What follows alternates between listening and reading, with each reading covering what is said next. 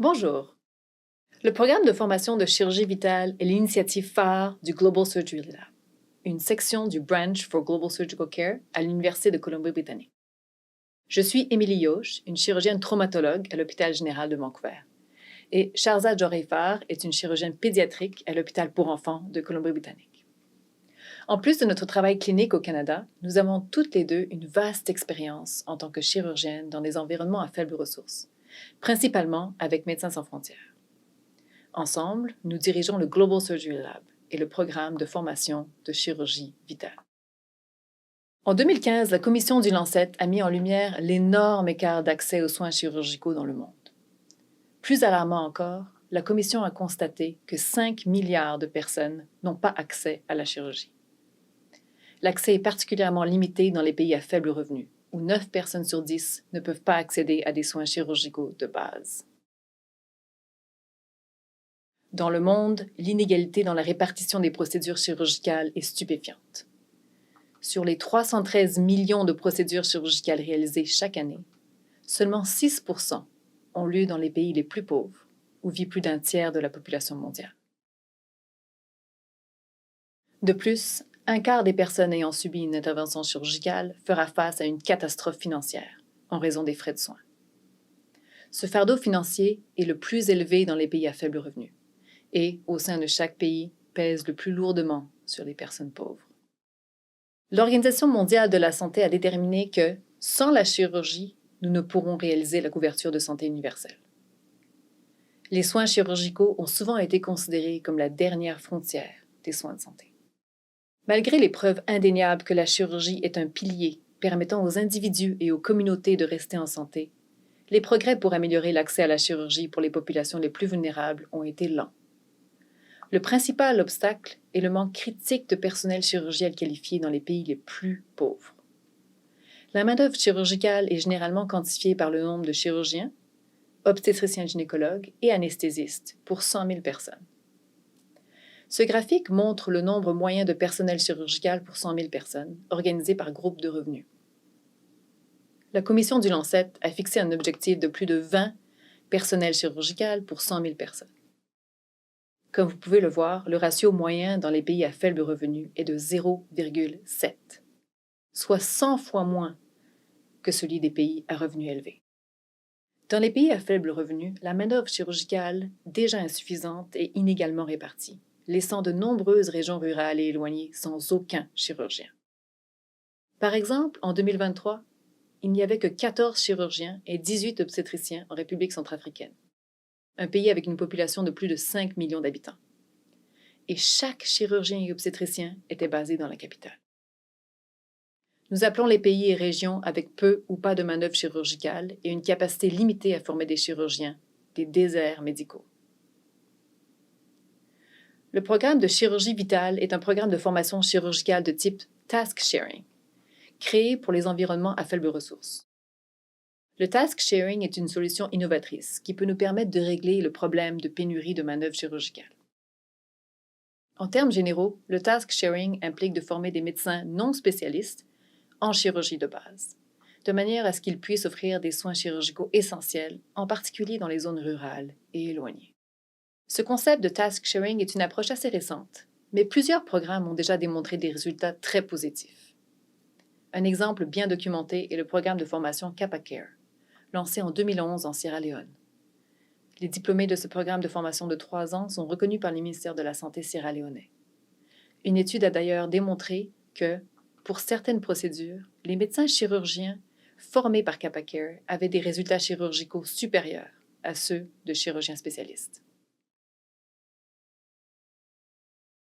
Nos expériences en tant que chirurgiennes dans des contextes de conflit et post-conflit en Afrique subsaharienne nous ont inspirés à créer le programme de formation de chirurgie vitale. Après plusieurs missions en Afrique subsaharienne, nous nous sommes rendus compte que les services que nous rendions à la population n'étaient pas durables, que nous ne formions pas les médecins locaux à faire des gestes chirurgicaux.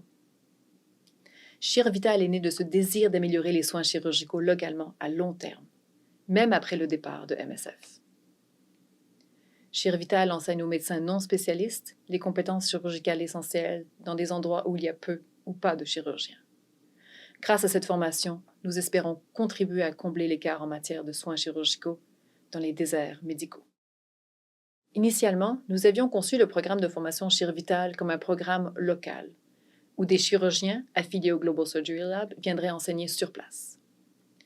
Cependant, la pandémie de COVID nous a contraints à passer à une approche de formation hybride. Ainsi, notre programme comporte deux parties principales. Une composante didactique, principalement dispensée en ligne, et une composante pratique, dispensée sur le terrain par des chirurgiens formateurs. Notre passage à une approche de formation hybride a eu trois principaux avantages.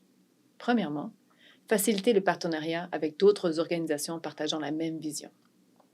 2. Réduire notre impact environnemental en diminuant considérablement notre empreinte carbone liée au voyage et au déplacement. Et troisièmement, permettre la création d'un programme de formation chirurgicale en accès libre, pouvant être utilisé par quiconque, partout où il y a une connexion Internet à faible débit. Le programme de chirurgie vitale nécessite un hôpital avec une infrastructure chirurgicale de base, ainsi qu'un chirurgien formateur capable d'enseigner et de superviser les stagiaires au quotidien. Pour cette raison, nous avons établi un partenariat avec Médecins sans frontières, une organisation humanitaire médicale internationale et indépendante, qui fournit une assistance médicale aux personnes touchées par des conflits, des épidémies, des catastrophes ou l'exclusion des soins de santé. MSF a établi des normes pour les soins chirurgicaux, suit des protocoles stricts de sécurité et emploie des chirurgiens qualifiés. Grâce à ce partenariat, nous avons assuré un environnement de formation sûr pour nos stagiaires et leurs patients. Les sites de formation Chirvital sont sélectionnés en collaboration avec MSF en ciblant les régions en Afrique subsaharienne où MSF soutient des hôpitaux avec une infrastructure chirurgicale minimale, mais peu, voire pas, de chirurgiens locaux et peu, voire pas, de programmes de formation chirurgicale. Les déserts médicaux notables en Afrique subsaharienne comprennent le Soudan du Sud, la République centrafricaine et le nord-est de la République démocratique du Congo. Ce diagramme résume le programme de formation Chirvital qui est divisé en une phase de fondation de 10 mois et une phase de consolidation de 8 mois. Nous commençons le programme de formation par un bootcamp d'1 mois, pendant lequel les stagiaires apprennent des compétences techniques et non techniques fondamentales. Pendant le reste de la phase fondation, les stagiaires complètent des modules didactiques tout en étant formés à l'hôpital. Un après-midi par semaine est réservé aux cours hebdomadaires et à la simulation. Pendant la phase de consolidation, les cours hebdomadaires continuent, mais une plus grande importance est accordée au mentorat et à la transition à l'indépendance en pratique pour les stagiaires. Le dernier mois de la phase de consolidation est la rotation de synthèse. Ici, les stagiaires s'intègrent dans des hôpitaux de district sous la supervision d'un chirurgien MSF. Après la fin du programme, les diplômés auront accès à un mentorat continu de la part des chirurgiens. Maintenant, examinons chaque composante du programme de formation en détail. La composante didactique est composée de 10 modules qui abordent des compétences essentielles pour les médecins non spécialistes exerçant dans des milieux ruraux ou éloignés. 1. Chirurgie de base. 2. Anesthésie. 3. Trauma. 4. Sepsis. 5. Abdomen aigu. 6. Orthopédie. 7. Brûlure. 8. Chirurgie pédiatrique. 9. Obstétrique et gynécologie. Et 10. Urologie. Chaque module est dirigé par un spécialiste ayant de l'expérience clinique dans des contextes à faible ressource.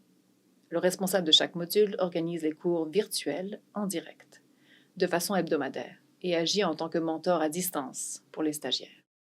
Pendant chaque module, les stagiaires lisent le contenu en ligne et complètent des quiz avant et après le module. Les modules ne sont pas censés remplacer un manuel.